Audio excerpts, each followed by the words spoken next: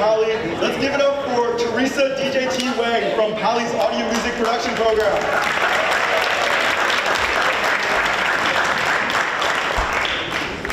Good evening, students, teachers, alumni, and family. We're so glad you made the trip to visit our second home, the Media Arts Center, or as we lovingly call it, the MAC. Tonight, we're here to celebrate a decade of innovation, leadership, and the cutting edge of media arts. To us, the MAC isn't just a building. It's a reflection of every story told, every passion transformed into expression, and the lifelong community we're all a part of. But first, let's introduce ourselves. My name is Mary Morzova, and I'm a staff writer for the Campanile, Pali's newspaper. My name is Vincent Wong. I'm a senior and current executive producer of In Focus News, Pali's morning broadcast announcements. And I'm Estelle Dufour, a senior and a staff writer for CMAG, Pali's Arts and Culture magazine, and the creative director for the MAC 10 magazine. The MAC is home to many things: constant creativity, late night productions, about 1,000 different publications, and especially Mr. Kendall. Seriously, does this guy ever go home? Someone get him out of here. But before we talk about our current advisors, we'd like to talk about those who came before us, the key players behind the establishment of the MAC. We've got Ellen Austin, Margot Wixom, Esther Waditsky, and Michael McNulty. And don't worry, Waj, you'll get your introduction a little bit later. Please also hold your round of applause until the end of each section. Ellen Austin, you may now rise. She's taking selfies. Ellen Austin was the former advisor to the Viking magazine and In Focus News. She was an early advocate for digital journalism and a former Dow Jones Teacher of the Year.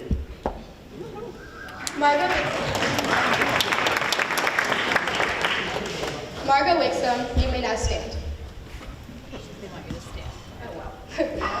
Margot Wixom led the school's photography program from 22 to 2019.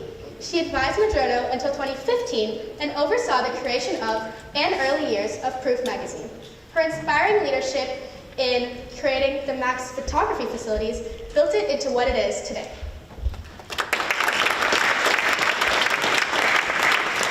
Michael McNulty, you may now stand.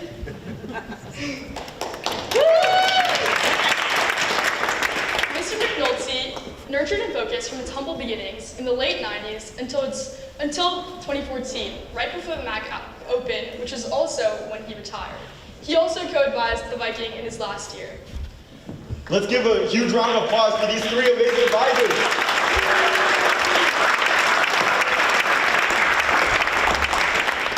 As a result of their contribution, the MAC looks vastly different today with a new team of the most supportive advisors. Rodney Satterthwaite, a former Michigan State Journalism Teacher of the Year and current advisor to the Campanile newspaper and In Focus News broadcast. Let's go, Sat.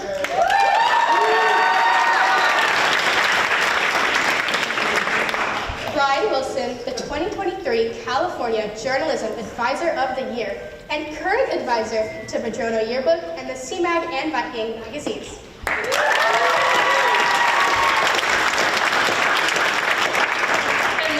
But definitely not least, Paul Kendall, a former Dow Jones, News Fund, National High School Journalism Teacher of the Year, and the current advisor to Pali Voice, Verde Magazine, and the Incubator Publications.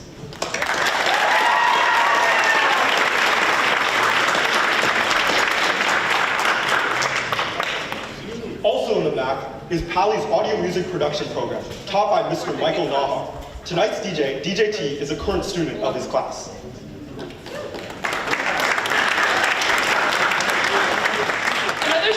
The photography program led by Mix Kenny Gallagher and the students who volunteered to have their work showcased on the walls around us.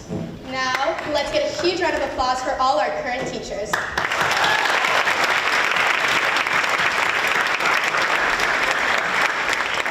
I know we have a lot of thank yous to get through, but please stay with us. They're all really well deserved. And now we want to thank the Pali administration who showed up to support us tonight and who have been supporting our program for a long time. Superintendent Don Austin, Principal Brent Klein, and Assistant Principals Michelle Steinhardt, Rebecca Shen Lawrenson, and especially Jerry Bergson, who was pivotal in the design and construction of the MAC.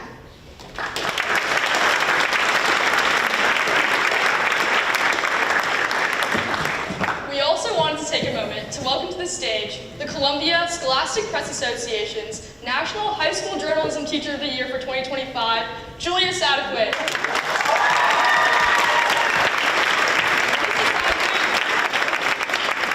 Mrs. Satterthwaite teaches at Monte Vista High School in Cupertino and is married to our advisor, Mr. Satterthwaite.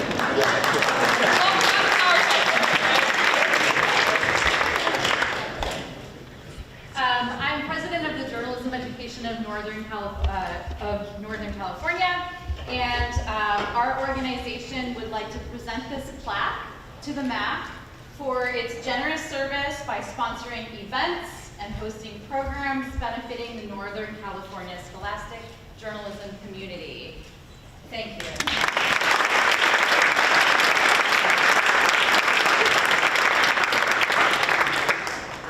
We especially want to give a huge shout out to everyone on the MAC Boosters board who worked tirelessly to make tonight possible. A special thank you to Meredith Ackley, Stephanie Frick, Lauren Goody, Laurel Robinson, Amy Yang, Schwartz Satyavalu, and Spark Grant parent leaders Diego Rodriguez and Varsha Bhatia. Thank you so much for your contributions.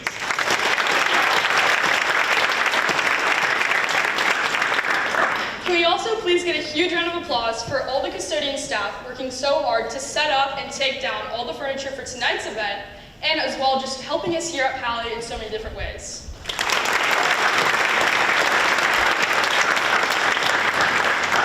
We also wanted to take a moment to thank our PAUSD IT with Ignacio Padilla and Robert Blunt, who helped get the Mac monitors working after 5 years of that, not working. And we wanted to thank the PAUSD Chief Technology Officer, Derek Moore, for his help throughout the years, and a special thank you to Mary Ellen Benyas, school-supported party planning team.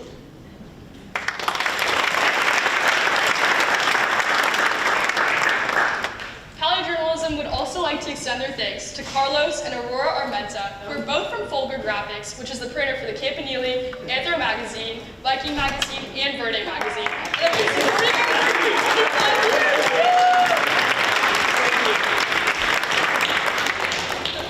Thank you to the magazine and operations team, both of which are student-led. You can find the MAC-10 magazine scattered around this building. And we'd also like to acknowledge Christine Lin, Ava Knapp, Lahika Streeter, Sylvia Rodriguez, Yardine Sternheim, and Maya Lim from the operations team who coordinated with the MAC Boosters to make tonight so special.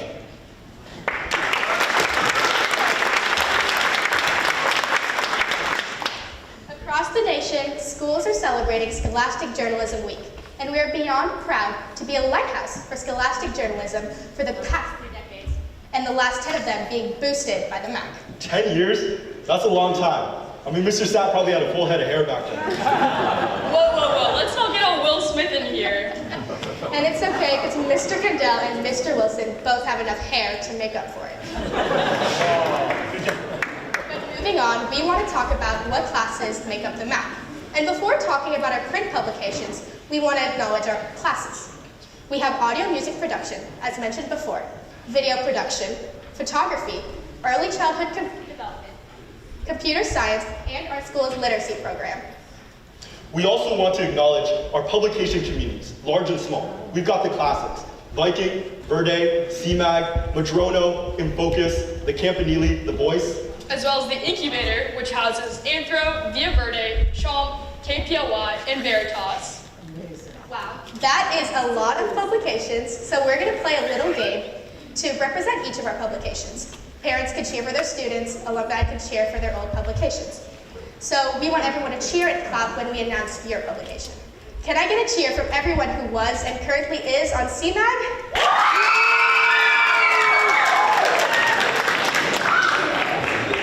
What about the Viking magazine? Feels gotta be loud. Can I get a cheer for my Campy fam? What about my incubator family? Okay, I want this one to be the loudest. Where's my InFocus family? Let's get some cheers for Madrona. Now, I want everyone very loud for Verde.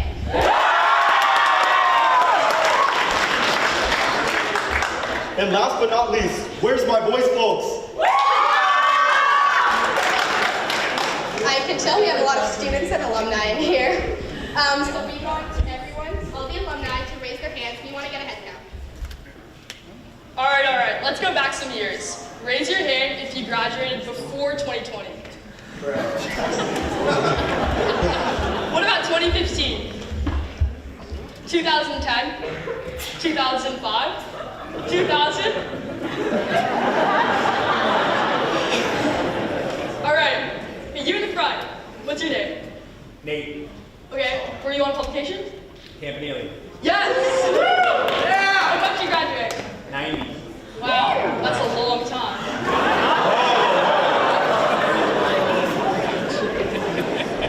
Wow, it's amazing to be part of such a long-lasting community.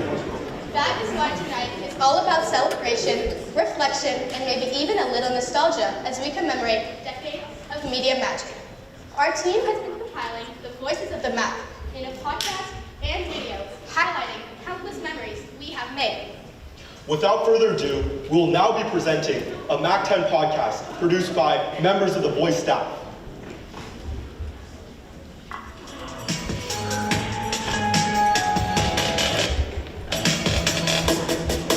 Hi everyone, I'm Allison and I'm the culture editor for the Pali Voice.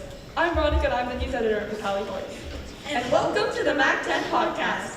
If you're not familiar, the MAC, or the Media Arts Center, is the home of student journalism at Palo Alto High School. It opened 10 years ago, giving student journalists a dedicated space to report, design, and publish their work.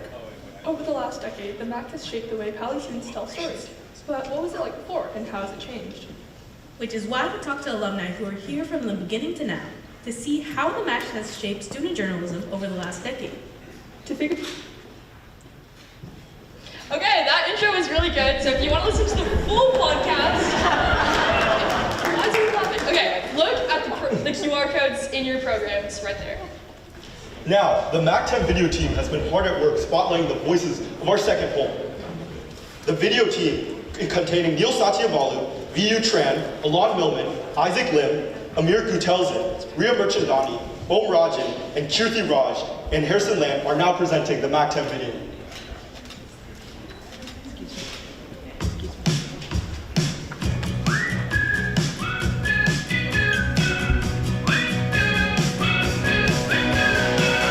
Welcome, this is your life now, a wasteland where we all take a vow.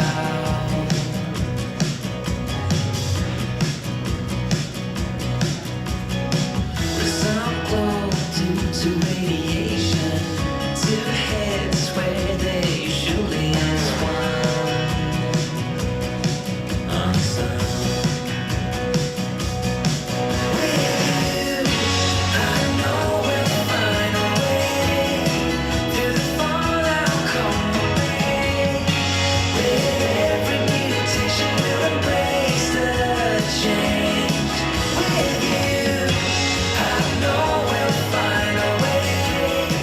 I thought that this huge building, it seemed like a journalism building to me, but it was where all of these ideas in Pali came together. My experience with people, with the community in the MAC has been extremely positive.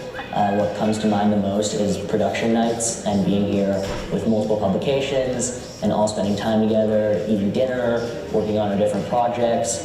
And it's just like a really nice bonding experience. When I first stepped into the MAC in my 9th grade year, I was just blown away by how cool the facilities were. It just seemed completely unreal coming from middle school to have access to this awesome building with couches everywhere and open classrooms and windows everywhere. And I thought it was just so cool.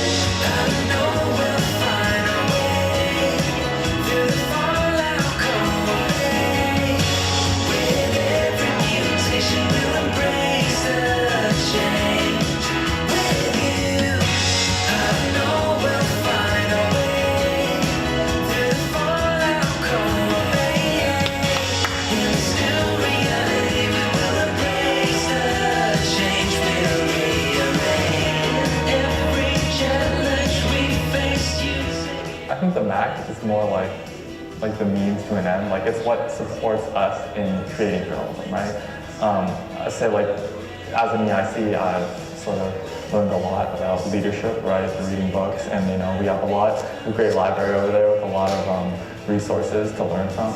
I think that the community in the MAC is really positive. I think I've definitely gotten to know a lot of people at the MAC, and I've grown out of my comfort zone from doing journalism and getting to know more people, and everyone here is really nice. And so first coming in from sophomore year, I was absolutely shocked that the MAC even existed, like an entire building dedicated towards journalism. And obviously we've got photography and we've got other arts.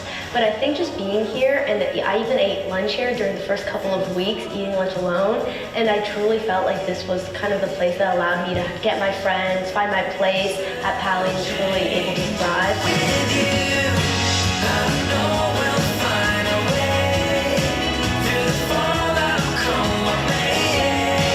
In the still reality, we will embrace the dreams that we made.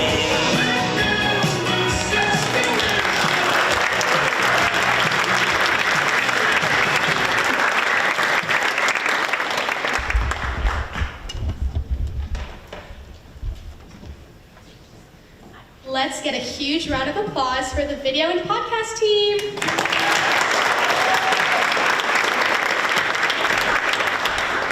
Breaking news. Well, sort of. The First Amendment Press Award is being awarded tomorrow morning at 10 a.m. So we want everyone to be on the lookout for the recipients, because we hope that it might be the MAC, and it's a really big deal, and yeah, that's our little breaking news moment. Some of you may have noticed the 5-foot cubes on your way in. These were created by students, led by Arjun Jindal. This is a little example of what's possible with the Mac Booster Spark Grant. In the past, students have used the Spark Grant to create a summer camp for low-income Palo Alto middle school students, which has been running for 2 years now.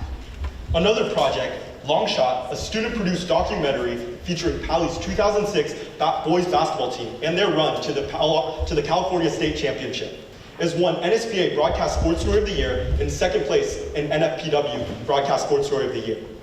So we stand here to congratulate the 2025 MAC Spark Grant winners. Students, we admire your courage and ambition to step up to new, daunting projects.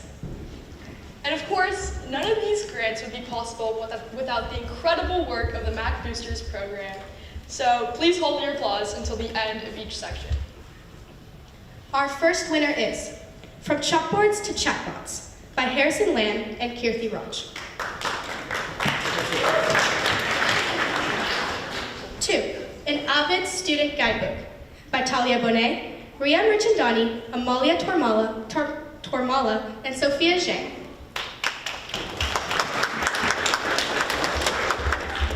3, BizBuzz by Ananya Adia. 4, Documenting the MAC by Om Rajan and Neil Satyavala. 5, Humans of Pally by Chloe Huang and Kenzie Pal. 6, Pally Tiny Desk by Cindy Liang, Divya Paba, and Priya Tamura. 7, Roots and Resilience by Shreyas Shashi and Augustus Sodermato. And last but not least, Sports Photography by Sharia Tumalapalli. Now let's get a collective round of applause for all the 2025.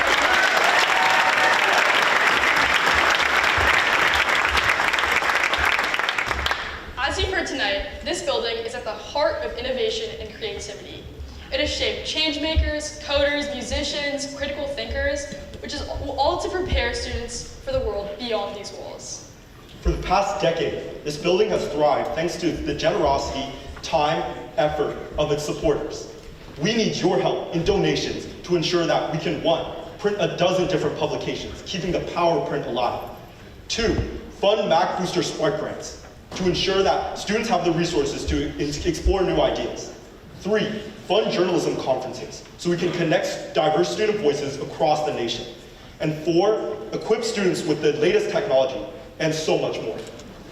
There are many ways to contribute to our program, You can buy a paver at the table in the front entrance or follow the directions located in our many publications in the Campanile, Verde, and our very own, the Mac 10 magazine.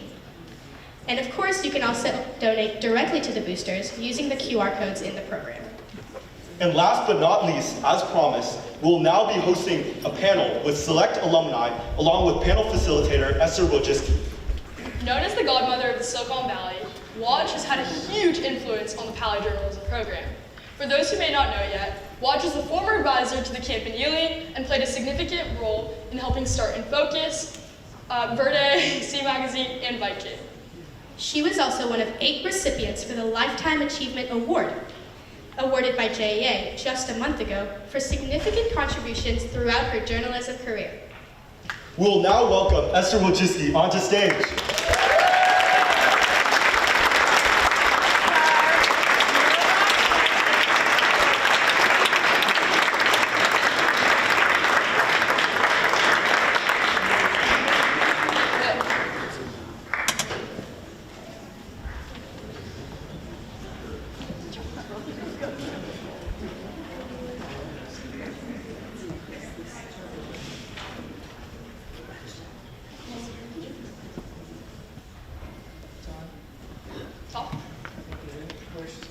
Just spread it.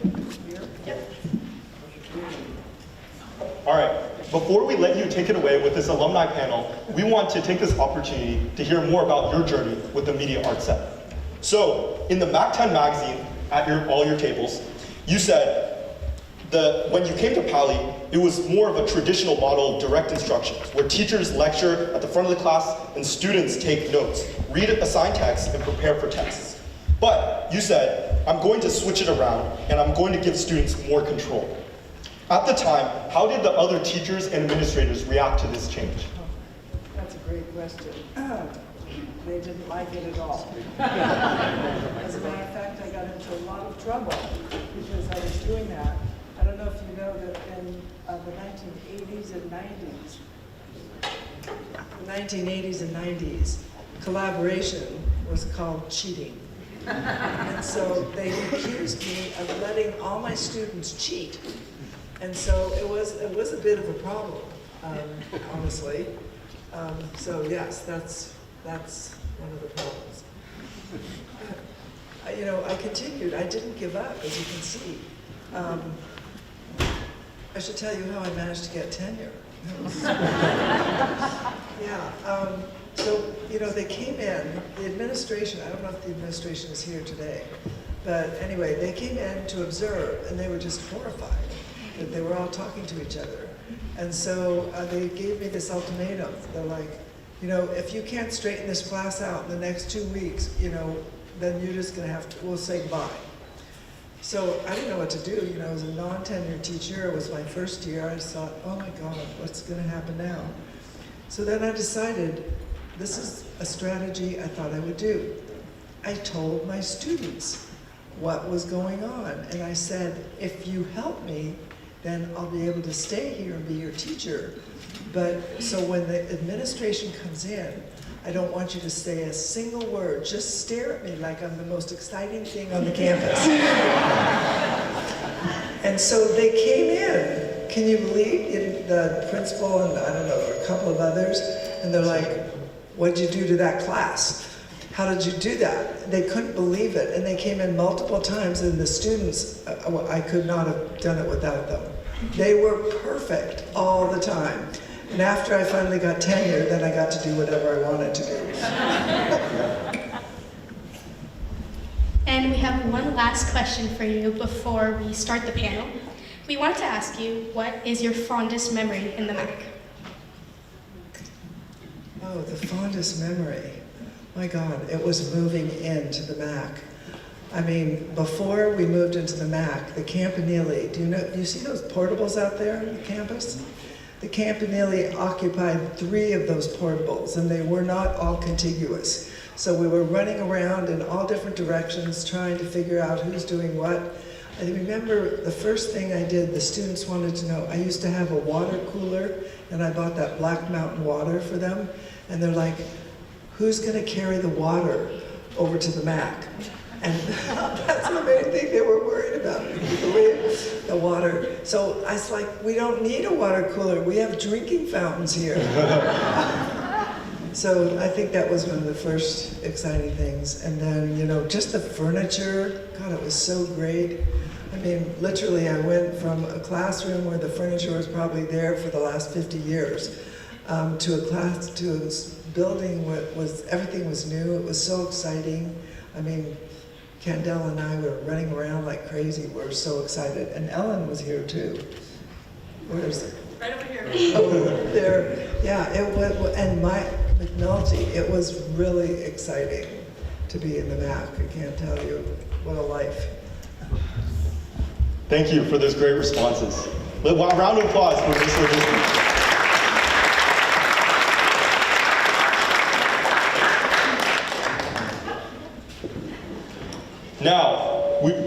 Now we will be inviting Mahika Sridhar and Harrison Lamb to introduce the new panel, the alumni panelists.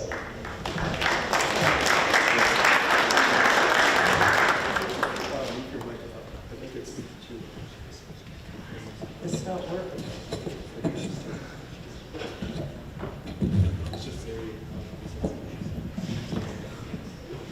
Testing, is this working? Hello? Yeah. A little higher. You can hang on here. Oh, yeah, the names, that's probably a good idea. Must tell you how exciting it is to see all of you here. When I started in 1984, there were 20 kids in the program. And so it's really very special. Okay, we're here to introduce our alumni panelists. So, do you want to start, Harrison? Yeah. Our panelists today are Scott Andrews, class of 2016, a TV producer in Southern California who studied broadcast journalism at Chapman University's Dodge College of Film and Media Arts. But before that, he got his start in broadcasting as a producer for Pally's In Focus.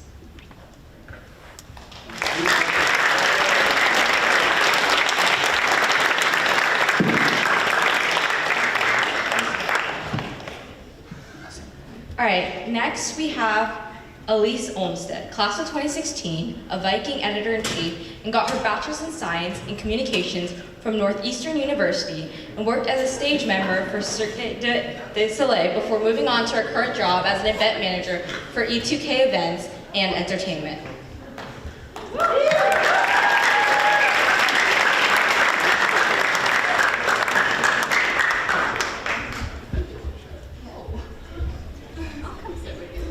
That's good. It's good that you have your name. Next, we have Jasper McEnroy. Class of 2015 was a Verde editor-in-chief and now works as a clean energy consultant in Southern California and is also on the side making a dent in news literacy.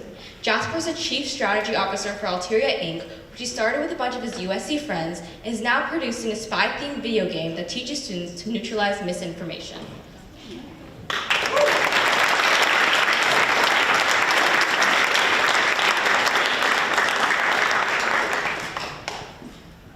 Next, we have Emma Chu, class of 2015.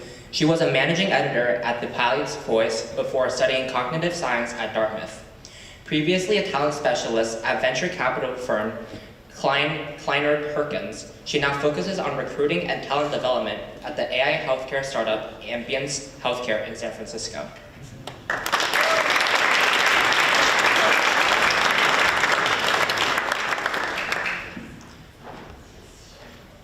Next, we have Kai Oda, class of 2016 of the Campanile, is an experienced web designer, video editor, journalist, and aquatic biologist and programmer who got his bachelor's in science in aquatic biology and limnology at the University at UC Santa Barbara and is currently working as an emergency medical technician at WestMed Ambulance.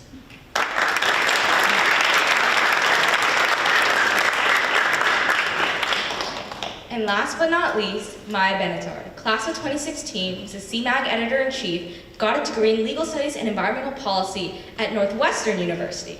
She graduated law school at the Lewis and Clark Law School, and she recently completed a job as a law clerk for the Oregon Department of Justice.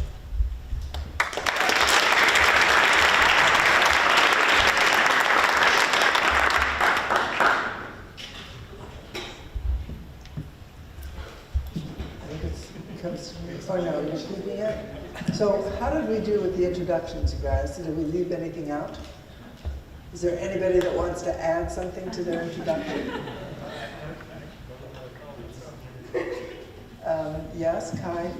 Oh no, I was just gonna say you guys did a really good job with intros. Because like I didn't like send any of that out. So someone did some really good investigative journalism and found like my last 8 years of my life.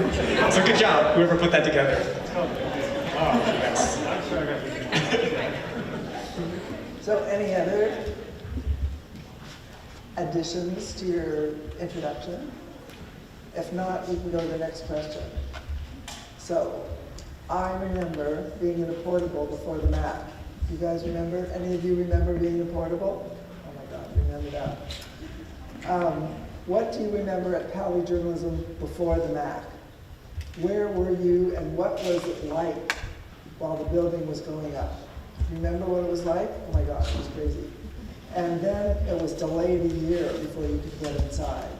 So anybody want to start telling me what your memory is of what was it like if you were in the... Start. Hi everyone, is this mic working all right? So I was in Verde with Mr. Candel, and we weren't in the portables, I don't think. We were sort of in the English area over here. In my junior year, so I was in the class of 2015, a couple other people here. My junior year, I just joined Verde, and I was thinking, oh, I might want to be editor-in-chief. And I have this very vivid memory. The MAC was being built, and we had, I don't know if anyone's still in Verde here, if you still do this sort of like intense testing week to see if you can become editor-in-chief, but we had this very intense kind of written test, and I remember very clearly, like, we had, you know, like 20 stories or something to edit in an hour, and people were like throwing candy at us and like upending our desks and stuff, and well, you know, all that chickenery still happens in the MAC too, I'm sure, but that was my memory, the clearest one I have of before we came in here. Thank you. Any next? Well, I did voice for a year with Mr. Candel, and we were in the English building, and we had like the two sections. One was with all the desks, and then one with all the computers. And then when I moved on to InFocus, I didn't take the class when McNulty was there, but I did take, of course, sports literature, which was a fantastic class. But I remember going in and seeing InFocus before I was actually on it, and it was like a drape, I think, in the back of like a kind of like a storage shed, kind of is how I would describe it. But this place, I went up there earlier, and I mean, it's for a high school publication, it's amazing. So. Next, yes. Yeah, we were also in the English classrooms. Hi, I'm Elise. I was on Viking Sports Magazine. I started my sophomore year with Mr. McNulty. I think that was maybe his last semester that he was advising. And then I ended in the math with Mr. Wilson as my advisor. But I do remember that when we started, there was really no visibility into any other publication and what they were doing, and it felt very isolated. We would do our productions in the computer lab, and you just kind of knew what your publication was doing and then would see the others when they were released. And I felt like when we all came here, it was more of a community, and you kind of did production at the same time as other people and got to learn from them, but also sort of see how other publications were, and we were all kind of in one place. That's really exciting. So can you pass it down, or maybe there, Maya? Yeah, I think what comes to my mind is I was also a second semester sophomore joining a publication, and I wasn't sure what publication I wanted to join, and I went to the Campy portables first. I think it maybe was when they were doing the brainstorming for the next cycle of what the stories were going to be, and it was probably 65 students in that portable. I mean, it was like packed in there, like so many bodies in that room. And I just remember going through the connected door into the portable next door, and there were much fewer people. And I thought, I prefer it in here in terms of the ambiance. And that was CMAG. And then I kind of just like got to know the girls, and that was like one of the first reasons I ended up joining CMAG. It was only the second year of CMAG. But so maybe if it weren't for those portables, I would never have ended up in CMAG. Yeah, that's right. There were about 65 kids in the portable. And people would come in there and they couldn't believe it. You know, those portables are built for about 30 kids. So they were sitting on the floor, they were sitting on the counters, they were all over the place. It was really quite the experience. I don't know if you remember that? Yeah, it was like piled. Like I remember people were on each other's laps. It was just, everyone was packed in. I know, that's why we needed the Mac, because, you know, the classroom was jammed. So, yeah. Okay, there's one more. Yeah, I'm a little bit younger than all the other panelists, so I started here. Like I never experienced the portables, so I think it was pretty like wild experience for me as like a second semester sophomore. I just like came into this, and then I was looking around. I was like, dang, this is really nice. It was like definitely the nicest building on the campus. I think when I joined, it was pretty wild, like walking in the room for the first time. Yeah. So I think that's pretty exciting that we got a building like this. I mean, we couldn't believe it because there was a year delay in building this. And I remember thinking, oh, they're not really going to give us a new building. You know, we're going to move into another portable or somewhere else. They had us in this hall. It was called the lecture center. And so there were about 80 kids in the lecture center. The whole thing was all over the place. So it was consolidating. It was really exciting for us to move here to the back. And okay, next question. Let's see. Does anybody in the audience have a question?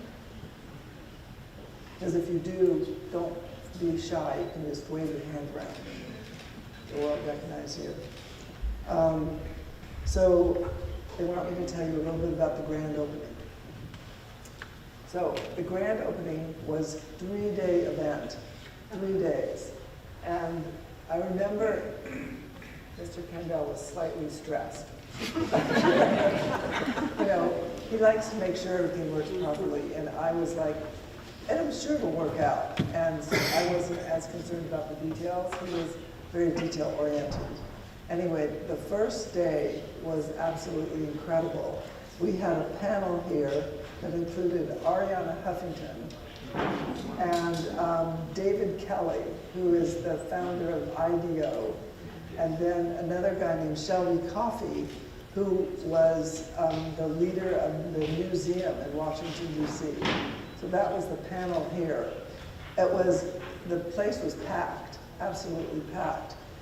The second day, I don't remember what we did on the second day. Do you remember, Paul, what we did? Was that James Franco? Oh, that's what it was. James Franco. So he was my former student, and he said he would come and give a talk. And so we just did a little announcement that, you know, James Franco was going to be here and he was going to give a talk. I think about 500 kids showed up. It was crazy, and we couldn't let them all in. So they were standing in line over there outside waiting to get in, while he graciously took a selfie with every single kid that came into this building. It was incredible. So I don't know where all those selfies are, but it was a great day. He did that through the court, as he was leaving. As he was leaving as well. Were you there for that with the James Franco? It was, yeah, we couldn't believe it.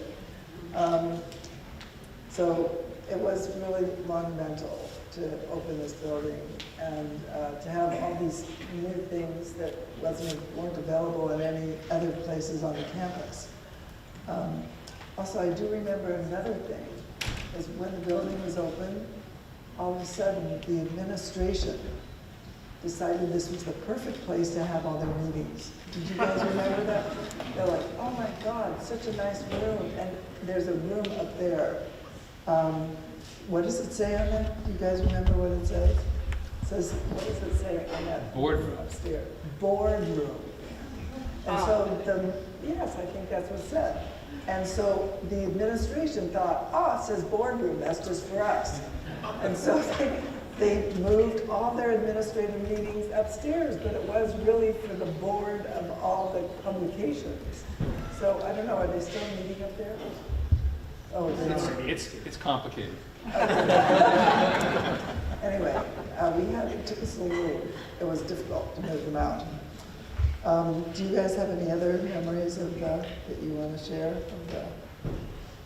I have one of those James Franco selfies. But that's my main memory, honestly.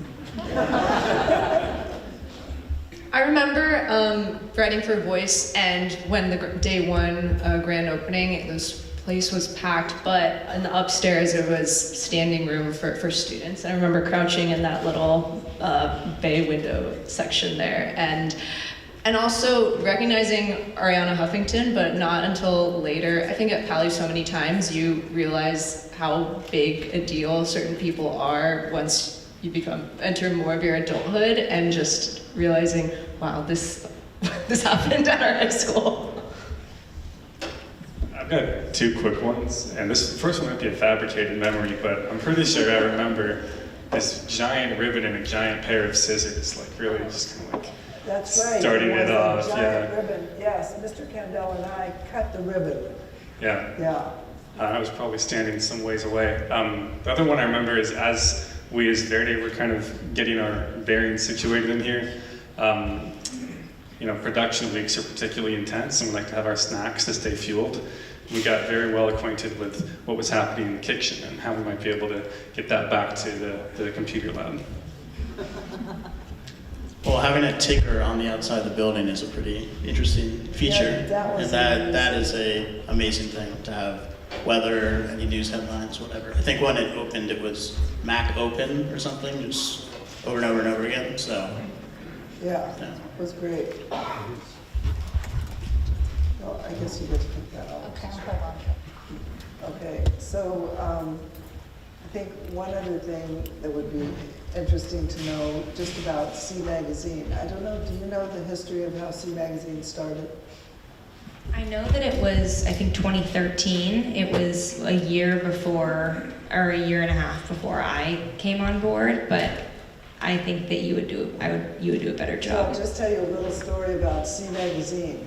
So there were too many people in the Campanile, just like you noticed. And we did not have enough room and enough stories and enough publication space for everybody that was on the paper. Should I use this instead? Yes, you can. Okay. Should I use this then?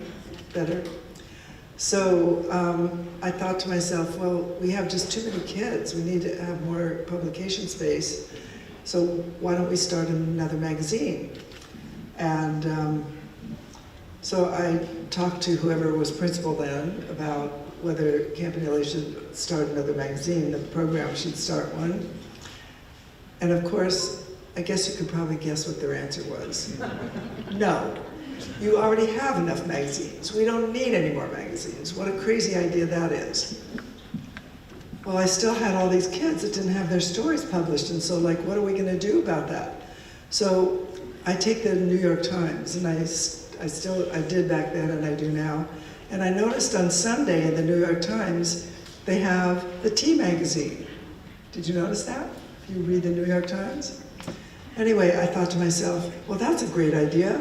Why don't we just have the C magazine in the Campanile? We're not starting another publication. We're just having a magazine in the Campanile, just like the New York Times.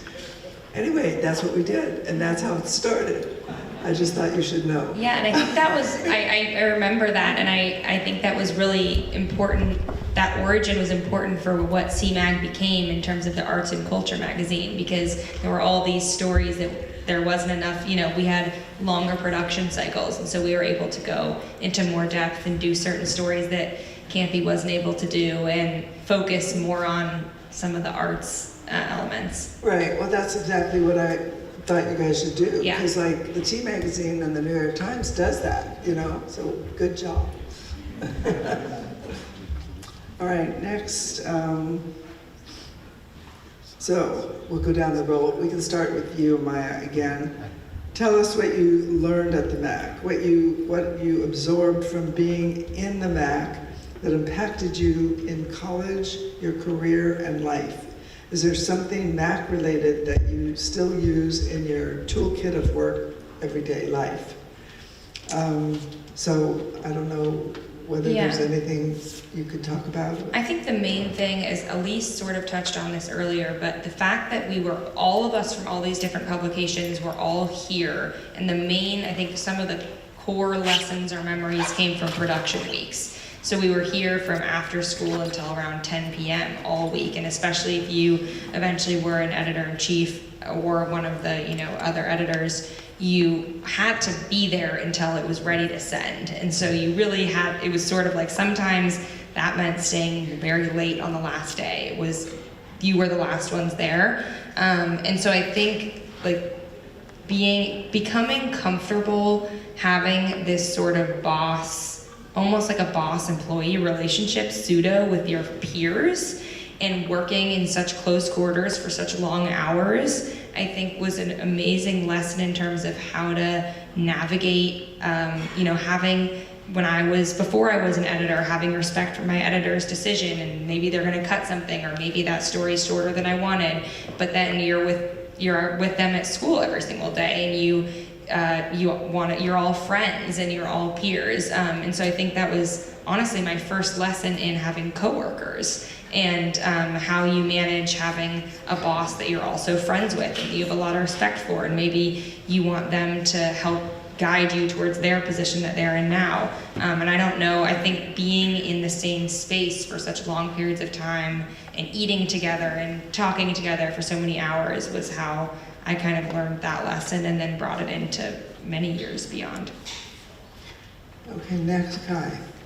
Yeah, I think collaboration, like you talked about, was really important. I think one other thing that this program let me do was make like guided mistakes, and I definitely made some. I was looking at like that Camp Mac poster over there. So it's like a summer camp that we started like relatively recently. I think I was like the second year to run this thing, and it was supposed to be like a fundraising thing. We have a summer camp in summer. We've got a bunch of like middle school kids, and the middle school kids make those publications with the assistance of current students that are in this program.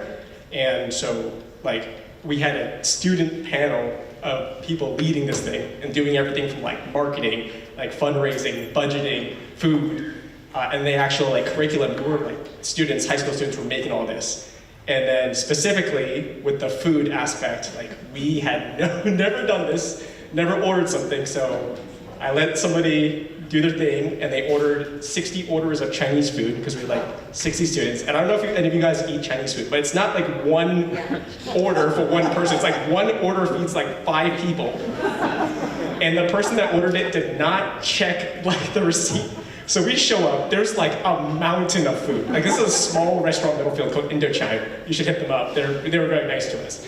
And they were like, oh, so like you're feeding like 300, 400 people? And we're like, no. No, we're not. How much is this gonna cost us? And I don't remember the exact amount, but I remember it was like more than the budget we had allocated for like the entire week. And I was like freaking out because I was like, I have never like, I had never like made a mistake like this before.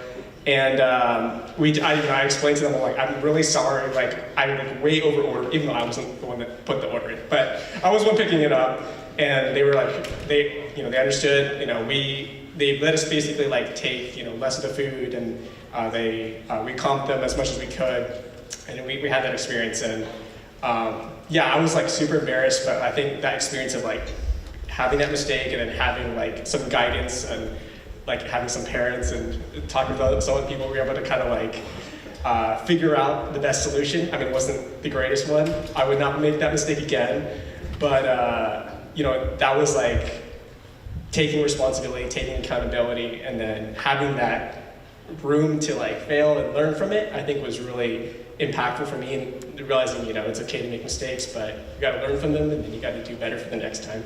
That's what I take from it. That's great. We all learn from our mistakes, and I think that's one of the things about Campanile and about all the publications. It was really important that you make a lot of mistakes, but it doesn't matter, you revise. And so I think that's one of the things that they don't have in your typical public school, is you have one shot at the test or one shot at writing an essay, and if you don't do it right, you get a bad grade and then you get depressed. So I think it's really important all over the country if they could have programs where they give kids more control of their learning and allow them to revise. Amen.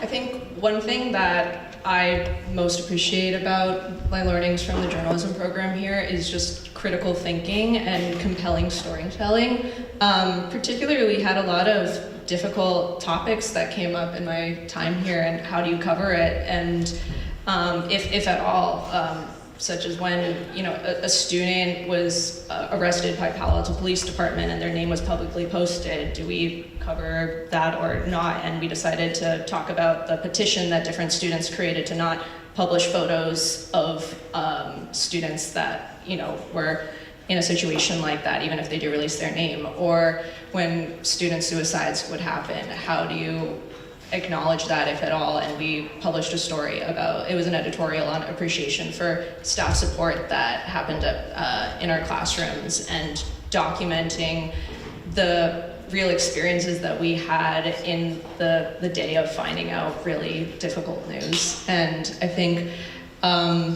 it's stories that need to be told but are directly affecting your community members, and to have it with the care and nuance is such a delicate balance that I really appreciated the guidance that we had there. Great. Next, thank you. Well, going off of that, talking about connecting with community members, this is a bit of a leap, but I think the MAC really enshrines the value of journalism and the First Amendment, and sort of what it means to be a responsible, connected citizen.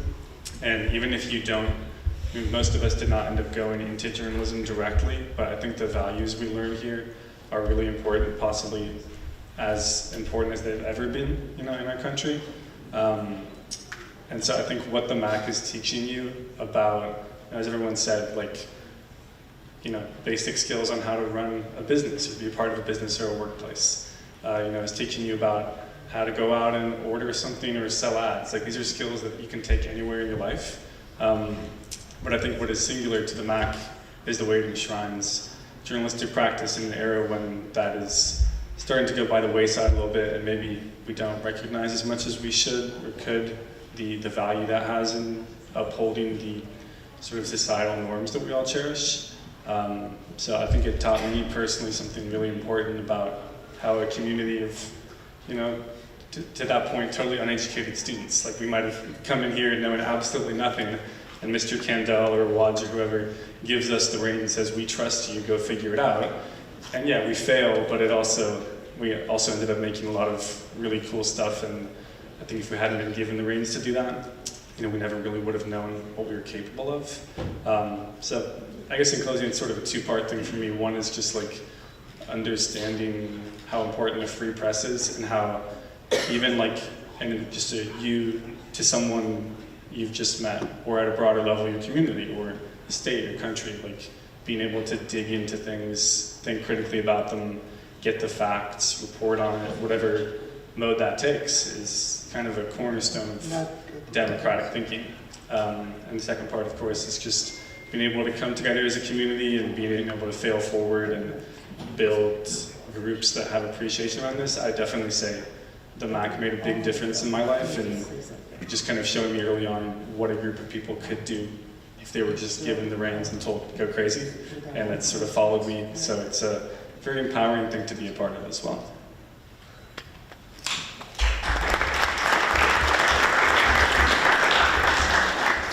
So, unlike Jasper, I did actually go into publication. I broadcast, yes, thank you. So I started my career out of Chapman. I went up to, in Oregon, NBC. I did that for 3 years.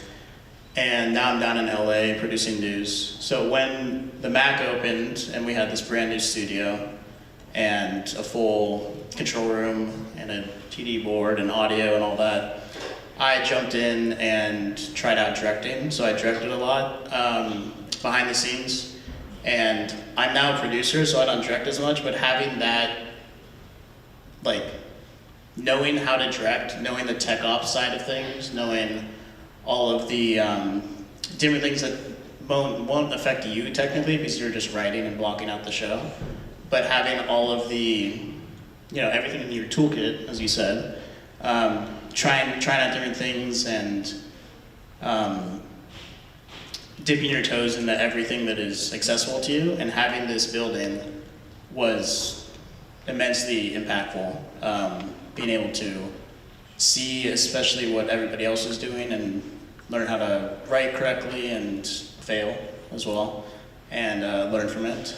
So yeah. I think for me, when I think about kind of what I use the most in my job now or when I was in college, is really just at its simplest form, kind of the process of whether you're leading it or a staff member on it, but being able to take just an idea, and it's not always the biggest idea in the room, or sometimes it's just a silly idea that gets thrown out, and finding the story in it and shaping it into production and execution when you have to kind of move out of the fun, let's just keep coming up with new stuff kind of part, which is my favorite. And then sort of getting into the creative problem solving that comes with that. And then finally, you have this product that sometimes you're too emotionally invested in, as we all know, and it's your baby and everybody's been working on it so hard, and you have this really tight-knit team that's been here till 10 p.m. And then you give it to the masses and they just get to consume it or enjoy it or criticize it. And it's a really, I think that process over and over again just sort of keeps repeating itself in one way or another. But it's a really good lesson in kind of being able to enjoy, you know, going through that with a team. And then also being able to kind of release your ego from that final product enough to actually accept sort of how it's consumed and then adapt it into the world. So I feel like I think I use that almost every day in some way or another. So thank you for your responses. I think they're really interesting. I think it shows that students really learn a lot of skills for life.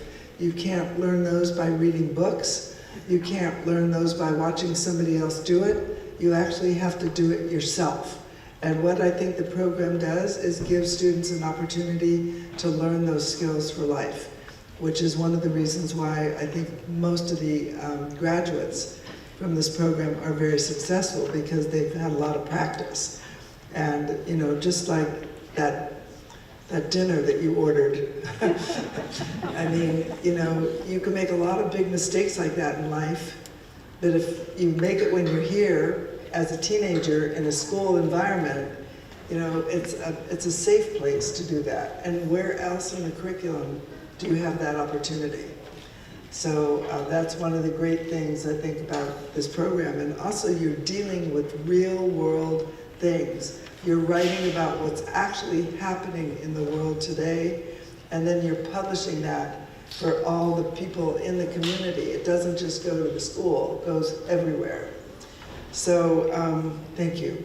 I'm glad you guys, and I should just tell you one little thing. I'm writing another book.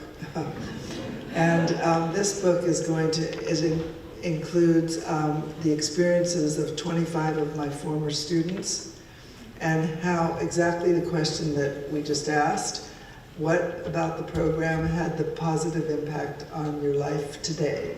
How did it make that difference? And the goal of that is to help other school districts around the country understand the power of giving kids control and allowing them to revise.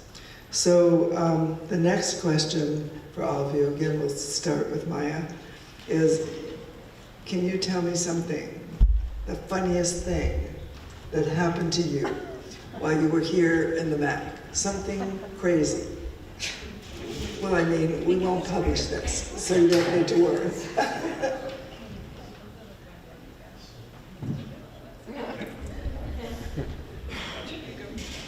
Nobody wants to do it.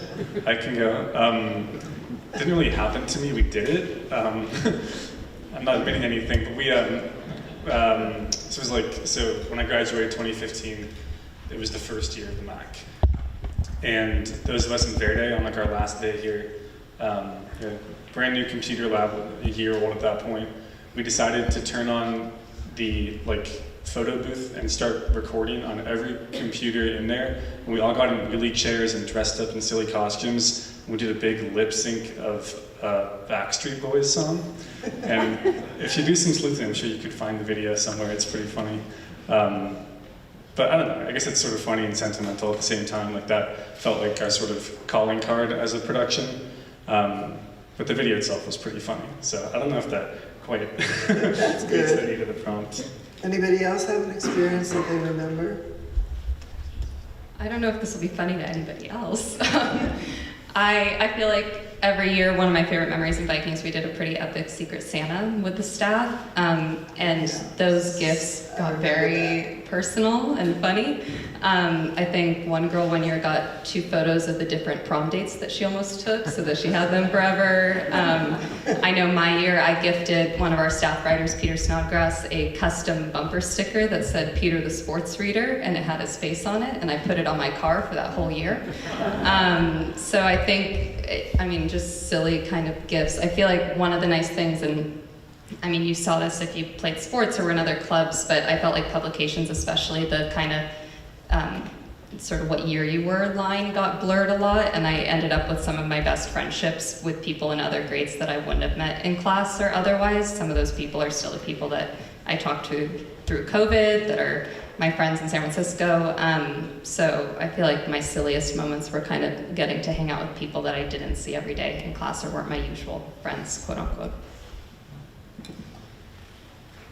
Anybody have last minute ideas?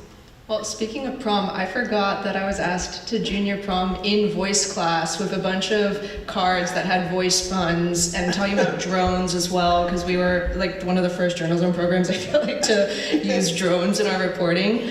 But that was a fun experience from Kendall's classroom. And then one thing I will never forget also was when we got the news that President Obama was going to be in town for some event, and Mr. Kendall told us, by the way, you know there's a thing called press passes that you can apply for, right? You have one. You can apply for a White House press pass for these events. And we're like, this isn't legit. Like, we just printed this in our computer room printer. I was like, I'm gonna try. And then sure enough, I got an email not long after saying, you've been approved to go to SFO with the rest of like the San Francisco Chronicle and whoever else. And so I took one of these cameras that we had from the checkout center, and I took photos of Barack Obama shaking hands and hugging babies, and it was something that I'll have to thank Mr. Kendall for just having us have the faith. Good idea. Anyone else have anything else?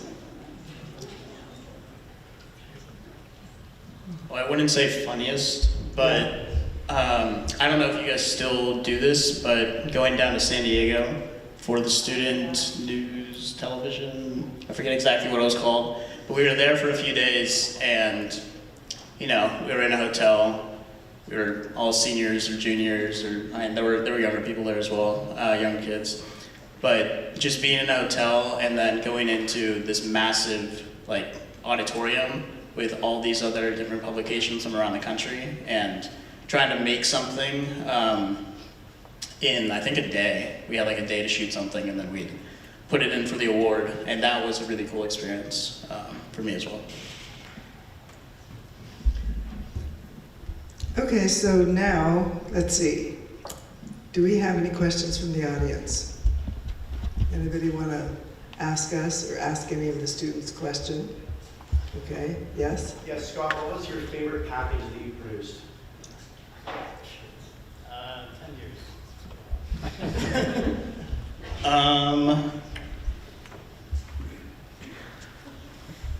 I could not tell you.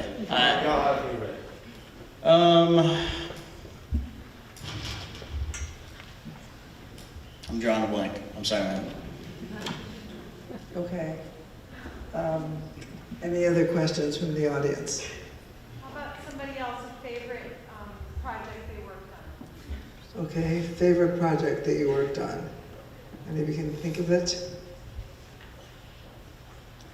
Or favorite story that you did? Biggest scoop. Oh, biggest scoop. We did. At CMAC, we did a whole profile on there's a man who lives on University Avenue, a homeless man, and I remember this was 11 years ago, and it was a whole profile on him and his background and his life and his story. And I think, you know, just looking back, that was, I think, a really cool and brave and exciting story to do, and being a part of that whole story and editing process and publication was really cool. And I think that's something that, maybe most high school publications wouldn't have felt the boldness to do, and we were kind of emboldened to do that here. So, speaking of famous stories, I don't think anybody here was in the class of 1996. Were they? Anybody remember that? So the Campanile in that class that year, we did an investigation of the district office, which was called Muffin Gate. And the reason it was called Muffin Gate is because the district office was buying themselves muffins all the time, and there was no money for paper for the school. And so they did a little investigation. The person that did the investigation was Ben Hewlett from the Hewlett family. And it was just an accident that we discovered this, because he didn't have a story to write. So I just handed him the minutes of the board meeting, and I said, find a story in there. And so he was a pretty clever kid, and he said, well, there's something really weird in here. The number one thing that's weird is they closed the board meeting at 10:30, and then they reopened it again at 10:33. And then they had passed all these resolutions in that 3-minute period. And this doesn't sound right. And he was absolutely right about it. They had passed resolutions to raise the salaries of the superintendent and the associate superintendent in that 3-minute period. And he discovered it, and then we wrote about it.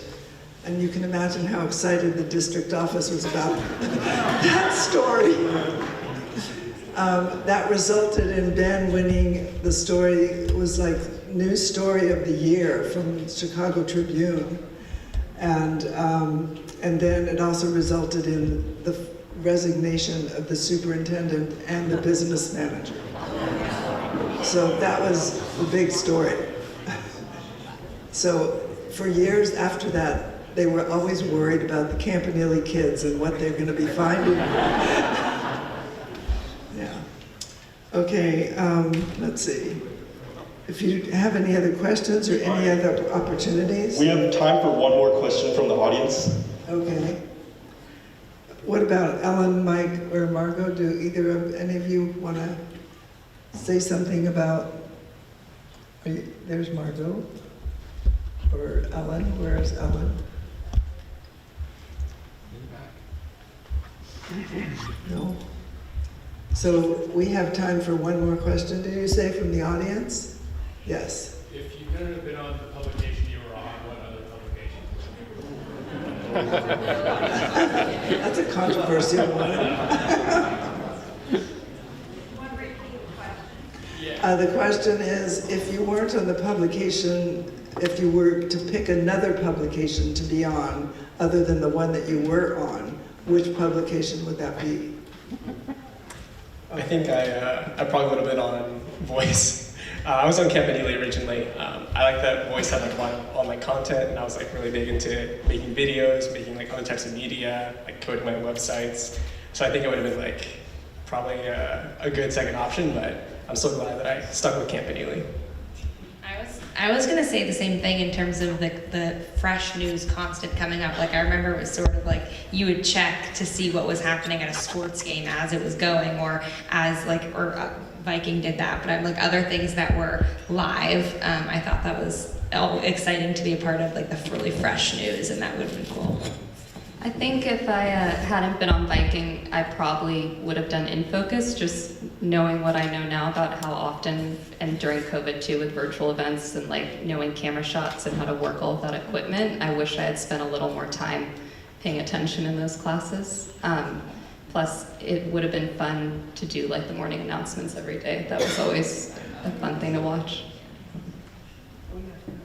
I remember in 9th grade being so excited when a new Verde magazine dropped. And I would really look forward to it, and I would read it during lunch. And I think the idea of putting real time and craft into something that like someone younger than you gets that excited about would be, it would have been a nice other path too. Yeah, Verde was great. Everyone should join Verde. If I hadn't been on Verde, I definitely would have done Viking. I'm a huge sports fan. My twin brother did it. Half my friends did it. I mean, it's kind of crazy that I didn't do it, but a very convincing friend of mine said, dude, investigative journalism is like the future, man. And, you know, he's still working as a reporter, so. It's true. Good for him. Well, I did voice for a year, and then I transitioned to InFocus, so I got 2 tries there. But if I didn't do either of those, I would definitely do Viking. Want to get into sports producing soon. Currently still doing news, but sports, as Jasper just said, is my bread and butter. So. Okay, thank you, Ellen. I have a question for you. This building is now 10 years old. It didn't exist and then it did, and to be standing here remembering the parking lot and things and the no building, and then to be standing here where this is now kind of old, and our memories are of it being so fresh and shiny and brand new.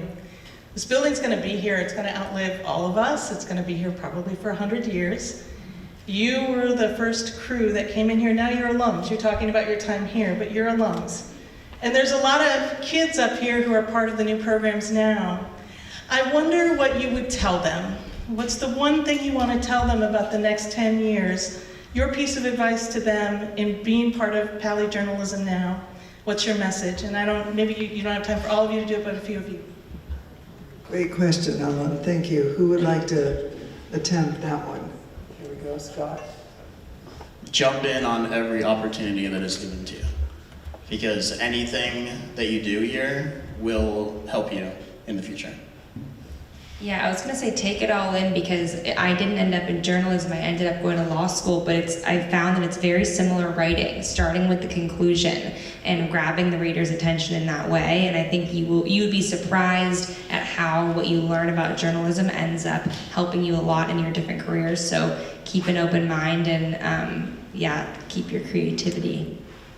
I think definitely go outside your publication and mingle. If I'm learning anything sitting on this panel with these very impressive people, it's maybe unlikely people that are not your direct friends that later on in life you're going to end up seeing what they're doing on LinkedIn or something else and say, oh, I should really connect with that person. What publication were they on? Or I wish I'd had that one conversation with them. So even if it's just simultaneous productions and finding somebody that you can strike up a conversation with, they don't have to be your best friend, but you just never know who's going to end up kind of being important in your life.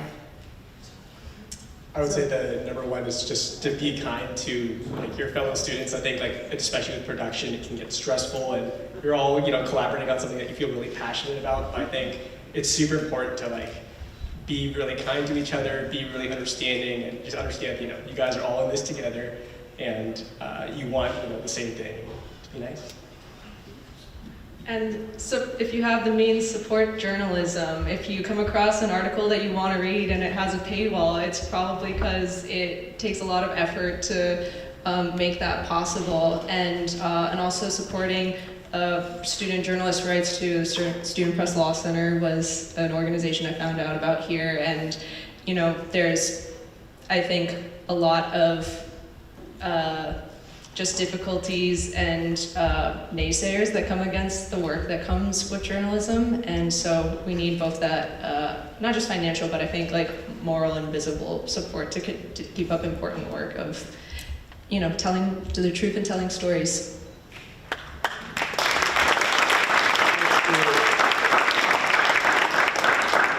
So I think one of the things that all these students have learned, and it really works in their life to make things better, is a typical journalist collects a lot of information, sources, and then they have to make a decision as to what's most important, and then they have to write it in 50 words in a lead. Most people do not make decisions about the information they collect. They just collect it and they give it to you in chronological order. So I think, it's great that you are all able to be part of the program, and it's great to see all the exciting things that you're doing in life. And I look forward to future students coming and also having the same opportunities. And thank you for the panel for doing a great job.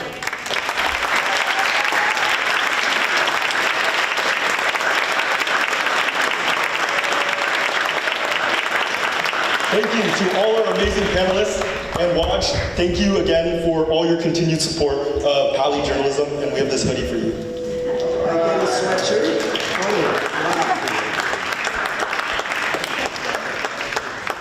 wow. Advisor. So cool. I wish I got one. All right, also, in the meantime, we have so much food, speaking of a lot of dinner. We have a lot of dinner here provided by Molly Stone, so make sure to take some on your way home. So, 10 years ago, that's a long time. And 10 years ago, the MAC was just an idea, a vision. But this building stands as a testament to what happens when students, alumni, teachers, faculty, when we all come together, and a supportive community, when we all stand together and put our efforts into creating something meaningful. Before we officially close, we'd like to give one last thank you to everyone who made tonight happen. Our advisors, administrators, MAC boosters, panelists, and of course, all of you, our students, families, alumni, and supporters.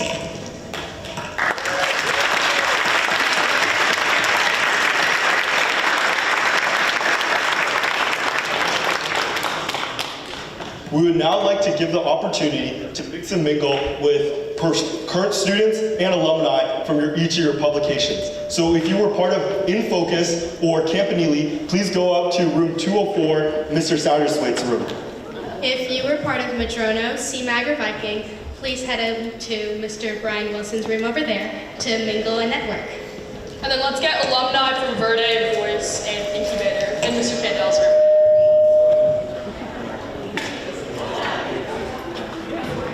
We are so grateful to have been your EMCs for tonight. Thank you all for coming. And here's to 10 more great years of math.